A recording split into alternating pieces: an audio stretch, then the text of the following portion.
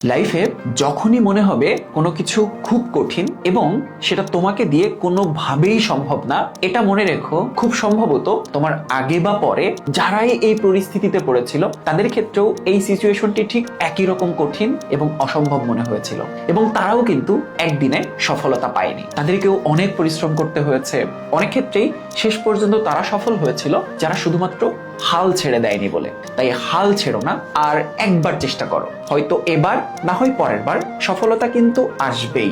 লাইফে কোনো ইস রাখা যাবে না, যা হবে সব সেরা, প্রতিটা কাজ সেরা, প্রতিটা মোমেন্ট সেরা, প্রতিটা দিন সেরা, প্রতিটা সপ্তাহ সেরা, প্রতিটা মাস সেরা, এবং তাহলেই দেখবা প্রতিটা বছর হবে সেরা। যখন যা করছো সেটা বেস্ট ভাবে হচ্ছে কিনা সেটা খেয়াল রাখবা, তাহলেই ইনশাল্লাহ সবকিছু বেস্ট হয়ে যাবে।